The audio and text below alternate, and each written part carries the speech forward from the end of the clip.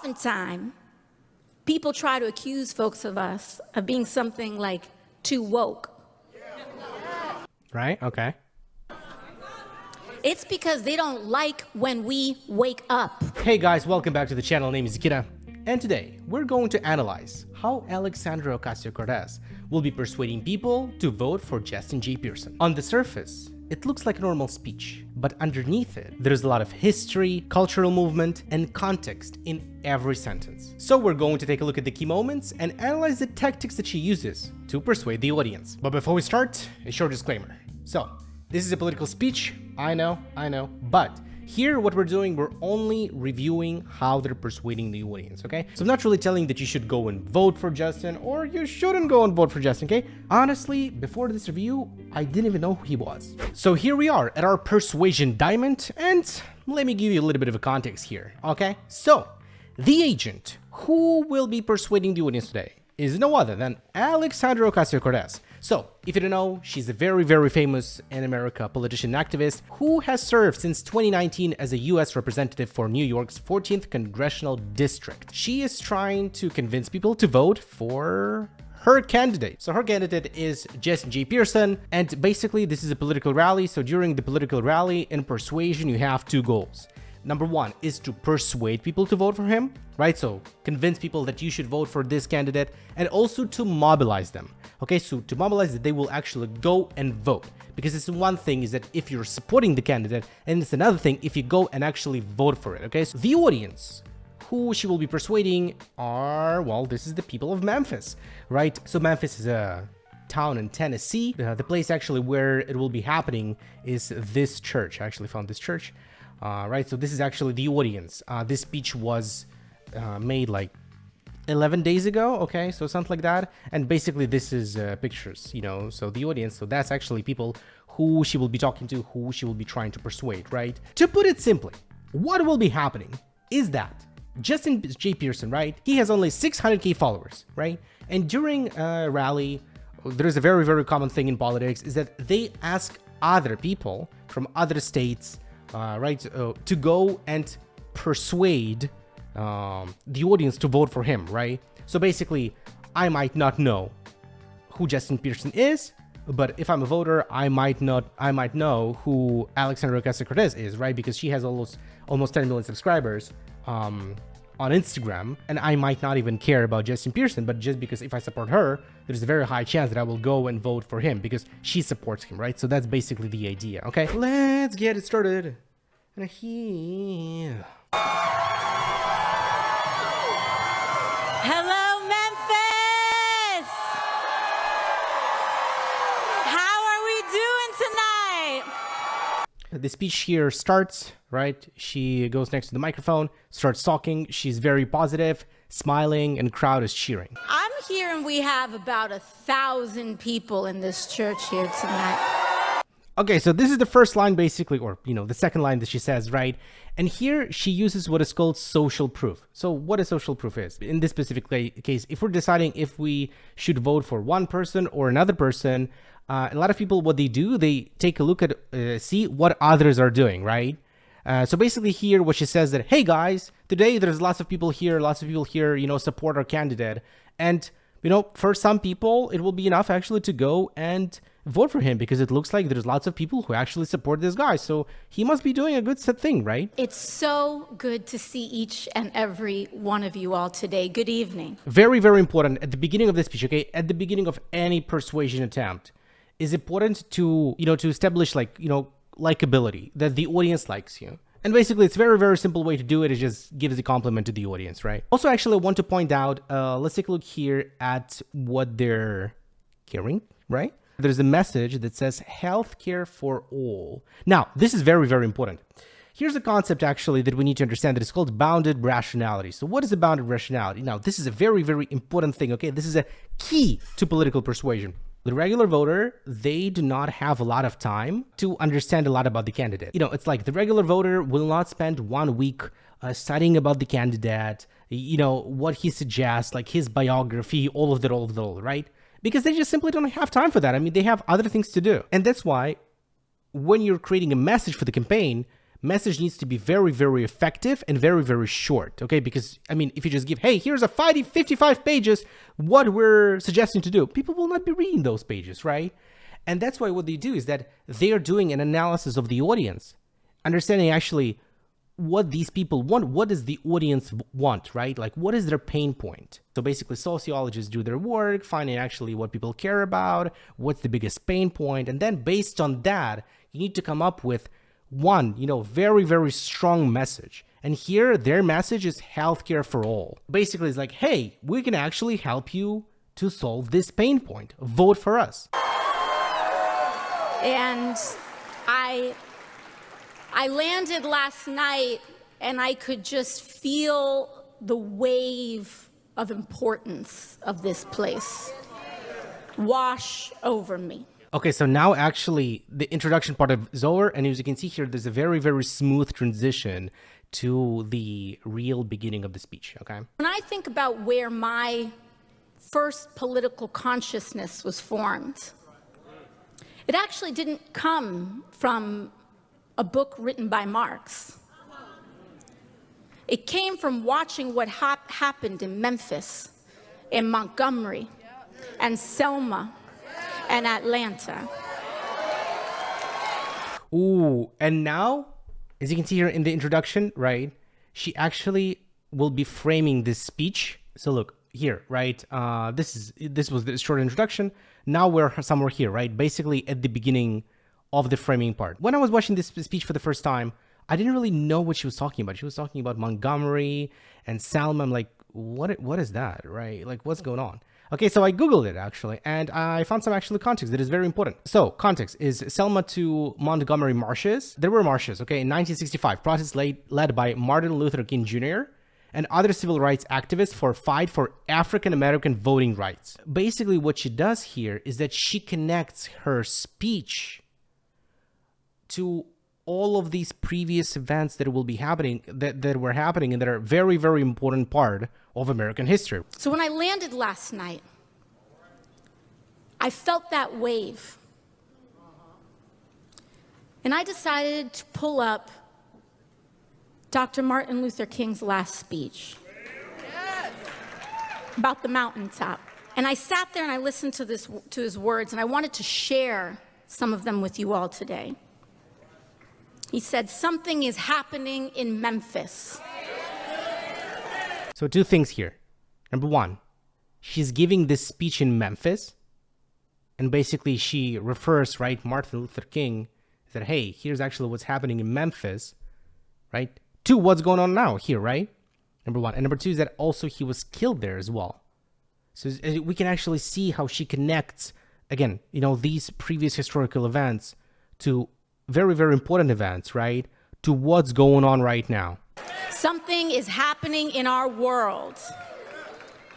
And if I were standing at the beginning of time and the Almighty said to me, Martin Luther King, which age would you like to live in? Strangely enough, I would turn to the Almighty and say, if you allow me to live just a few years in the second half of the 20th century, I will be happy. And he said, now that's a strange statement to make, because the world is all messed up. The nation is sick. Trouble is in the land, confusion all around. That's a strange statement. But I know somehow that only when it is dark enough can you see the stars. Okay, great. And I see God working in this period of the century in a way that men in some strange way are responding. Now, I'm just happy that God has allowed me to live in this period to see what is unfolding. And I'm happy that he's allowed me to be in Memphis. Martin Luther King speech ends here, right? That he's talking, hey, I'm happy here to be in Memphis. Right now she'll be making a conclusion and framing the whole speech, the whole big idea. Okay, let's watch the part. And I feel the same way sharing this with you all tonight, because we are here to pick up where King left off 58 years ago. See? Now look, that's actually a very, very brilliant idea. Just think about it. Is that she wants to persuade people, right, to vote for this guy. She starts the speech not by saying, hey, vote for this guy because of this and this and this and this. She frames this persuasion attempt is that, hey, we are here to continue what Martin Luther King started. We're right now at the end of the framing part here, right? But that's actually how important it is and how great this idea is, right? Is that it's not that, hey, vote for this guy because of this, because of this, because of this. No. Doesn't matter. No, she starts actually completely from another idea, right? Is that, hey, Martin Luther King was killed here. He was fighting for civil rights. We need to continue what he's doing, right? So she frames this speech as a fight for civil rights. You're not voting for this candidate. You're voting for civil rights, right? So this is actually very, very smart and very, very great idea. I love it. Now here, basically what happens is that this framing part ends, right? Now we understand that we're voting for the framing rights. And now here, the second part of the speech starts with a central claim. That we must develop a kind of dangerous unselfishness in order for us to prevail. Right, so makes a very, very strong emotional conclusion, right? Here, they will be talking about the problems that these people have. Earlier today, we walked through and we saw what was happening here in Memphis. We sat at an intersection, and I could see on this side of the street a methane plant, on that side of the street, coal ash plant. Right, okay. You all know coal ash is more radioactive than nuclear waste. Over here, wastewater plant. Over there, the gray water plant facility from the new XAI data center. So now she starts with the problem here. And the idea here is that healthcare for all, right? Their main message. And she starts by talking about the problems with healthcare. And her core claims are, hey, here's a plant. That plant is more dangerous than the nuclear waste. Well, this is actually a very, very effective claim, right? Is that, hey, we have a problem. The problem is our health. Right, that's very, very effective for the regular people, right? Because it's a very, very big of a deal for them. And the thing that we have to see is not just these facilities, but the human beings that surround them. Because outside of that, across the street from that, I saw little girls with asthma, their grandmothers with COPD, their inhalers and their chemotherapy. And who's paying for that? Not the folks requiring them to need it. Okay, good. Now, as we can see here, she continues this claim by showing the comparison, right? So she basically shows, hey, here's a plant, nuclear waste, right? And then on the second time, on the comparison, here's a little girl. And a little girl is also like very, very emotional thing, right? Right? Because people overall, love kids. They think that kids is the future, right? So this is also like very, very sensitive, very, very sentimental, very emotional thing, right? And say, hey, and here's a little girl. It's telling a story, right? Persuading people using a story, very, very emotional story. Hey, here's a girl, and also she has her grandmother, and they had cancer, right? So this is emotional appeal. Understand a very important thing, okay? Is that in lots of situations like this, right? Because people will not really be reading 55 pages of legislations and all of that. They're actually voting with emotions. And then they're just justifying their decisions with logic, right? So that's why here, there are not a lot of logical appeals. There is no data, no statistics, nothing, right? But there are lots of emotional appeals, lots of stories. This works really, really well for a political speech like that. And that's why she, uses a story of this, very, very emotional about this little girl, right? And you really feel it, right? There's also like people who are saying, woo, at the background, right? And you really start caring about it. You don't want this to happen, right? Specifically in your towns, you'll go and vote for that candidate, yeah. This is the darkness. But this is what it takes for us to see the stars. Ooh, as we can see here now, we're getting to the place that, this is like the end of the problem arc and the start of the solution arc, right? Because look, in the persuasive speech, it's always like about, hey, here's the problem. The problem is here, right? Is that, bad healthcare, bad situation, right? And here's a solution to that. Well, solution obviously is our candidate. We're getting here very, very closely to the end of the problem arc here. And we have a star here in Memphis with Justin J. Pearson. Yeah, I was talking about it, right? Is that, hey, here's the problem, this is the problem. Well, the solution who? Is our candidate.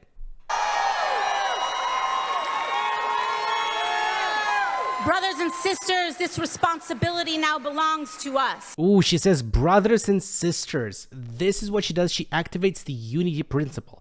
Okay, unity principle is another popular principle, actually was coined out by a psychologist called Cialdini. If you identify as the same person within the group, you're more likely to do what the group wants, right? And that's exactly why we must send him to Congress. Now, basically here we're finishing the problem part, and now we're here at the beginning of the solution, right? So she says, hey, the solution is send this guy to Congress. Now what she will be doing, she will be selling the candidate, like why to vote for this guy, right? Justin is a fighter. He's an organizer. He is the son of a preacher and a teacher who worked themselves out of minimum wage jobs to provide for their 4 sons. Ooh, okay, so here basically what she does, she uses a principle that is called similarity. She says, hey, this is our candidate, right? We need to vote for this candidate. Now, she needs to make sure that people like this candidate. How to make sure that people like this candidate? Well, one of the things to say is that, hey, he basically is just one of us. He's just like us. This is a similarity principle, okay? In psychology, we overall like people more if they're, similar to us. And basically she says, hey, here's actually just one of us because he was just, he was raised by regular people. Here's actually a very, very interesting moment that happened. Look at that. And he 5 sons. My goodness, I'm sorry about that. So she messed up, right? She messed up right in the middle of the speech. But I like how she actually, fixed it, right? Like easily. I understand a very important thing. You're standing on stage, right? You're delivering a speech. Lots of people are looking at you.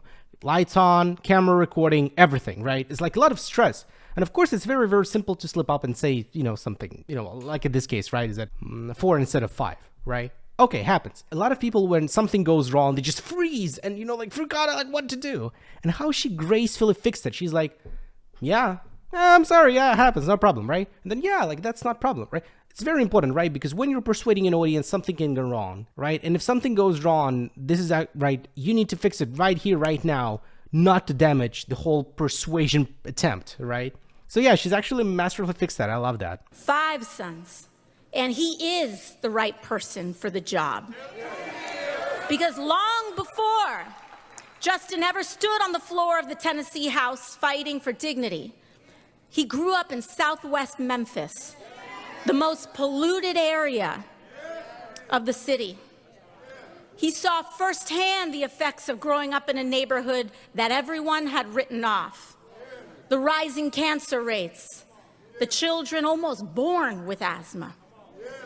So when an oil company planned to push a crude oil pipeline through a historically black neighborhood, putting an entire community's health and drinking water at risk, Justin refused to stay silent.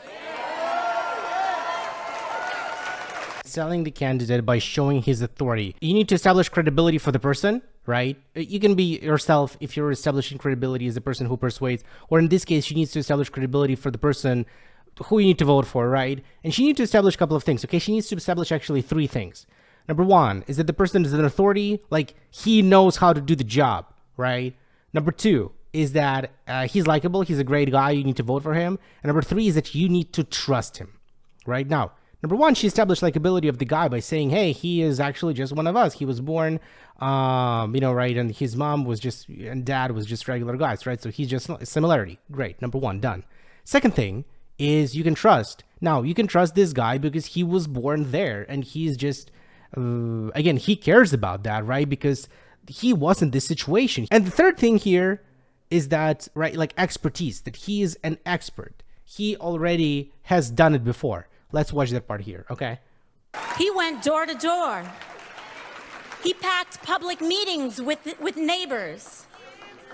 And against all odds, together with the people of this incredible city, they forced 2, not 1, but $2 billion corporations to abandon their polluting projects.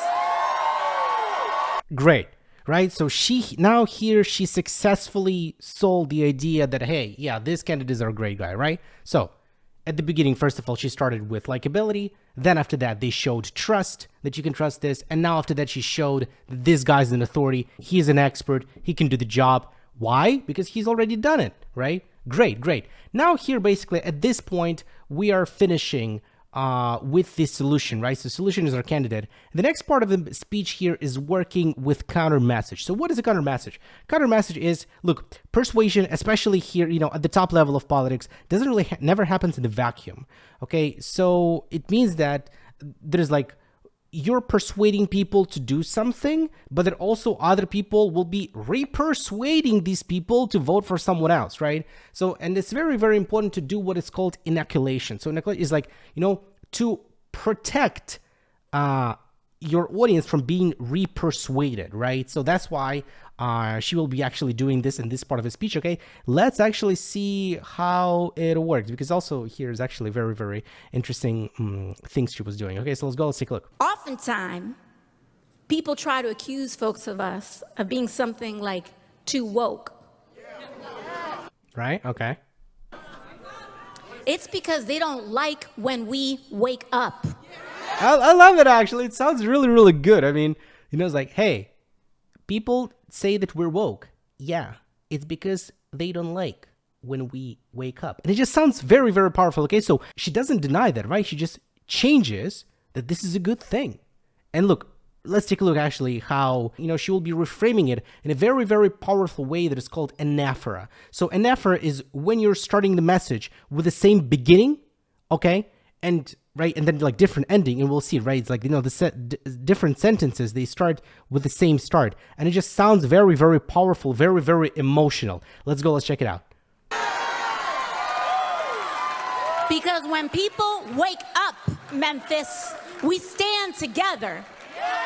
When people wake up, they stand for their wages. When people wake up, they kick out the corporations giving us cancer. When people wake up, we demand that billionaires pay their fair share. When we wake up, our schools get better. When we wake up, we fight for guaranteed health care for every American. When we wake up, we realize all that money we're spending on bombs abroad could be spent on schools right here at home.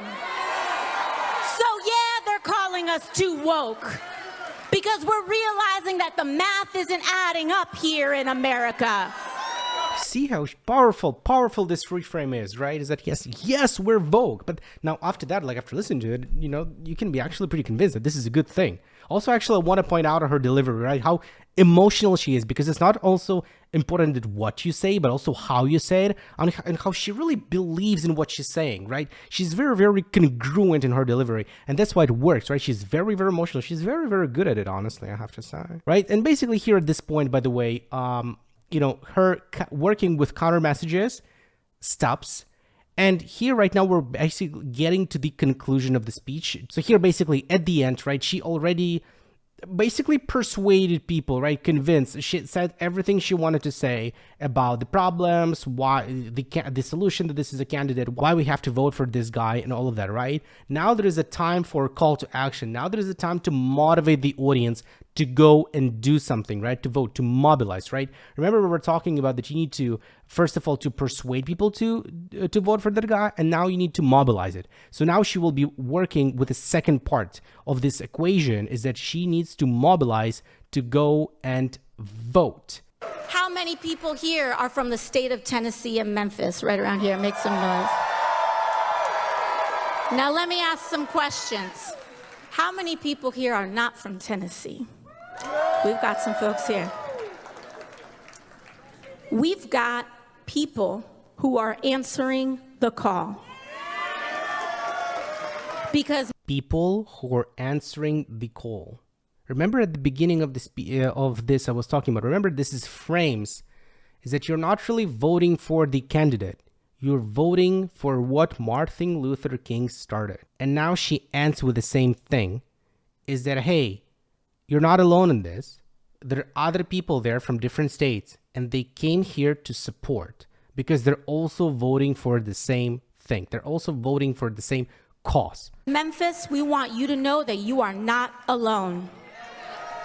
I know that we've got some folks from New York that made the trip to come down here as well. This is what it's going to take, because we saw the flares have been going up.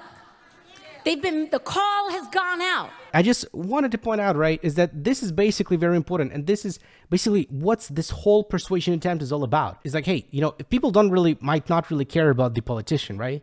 But what they care about is the big cause, the big idea. And it's just happens is that if you're for this, you know, ideal future, the bright future, vote for a candidate. The call has gone out in Montgomery. The call has gone out in Atlanta, in Selma, in Memphis, saying it is time to come.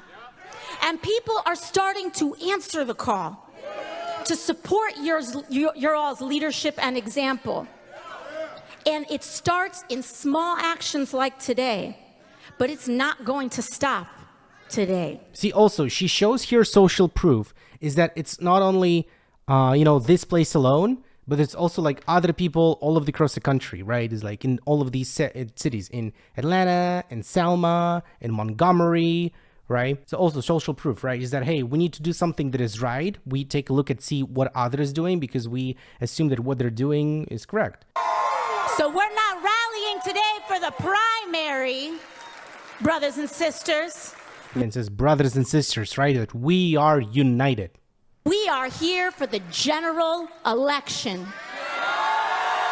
We are here to knock every door and make those holding that pen of injustice, carving up that map, regret the day they ever dipped the ink in the well. Very, very, very emotional ending, right? It starts with Brother Justin J. Pearson. It does not end with Brother Justin J. Pearson. It says Brother Pearson, right? Is that he is one of us, right? She uses like this tactic very, very often is that, hey, we're brothers and sisters. We are together. We are united. Are we ready, Memphis? It is my honor to introduce to you my brother and our next congressman, Representative Justin J. Pearson.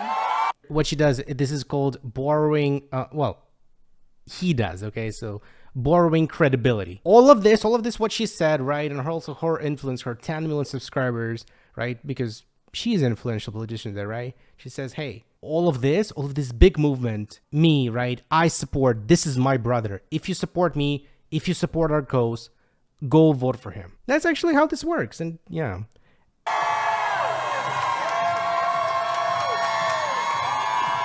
So here's a hug, right? So we can also see, you know, we can also see the hug. So, right, after all of this political speech, right, if you're listening carefully, you're actually pretty much persuaded that you should vote for this guy, right? Now, I don't really know if you should vote him or not, right?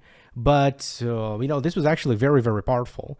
I loved it, actually. You know what? I have to say that this actually was really, really great speech. I really loved it. I mean, first of all, I really love the framing. Is that they frame it as we're not real, you know, that you're never voting for the candidate. You're voting for the big idea. You're voting for the movement. There's like all of the other people in this, you know, in the United States are for this movement.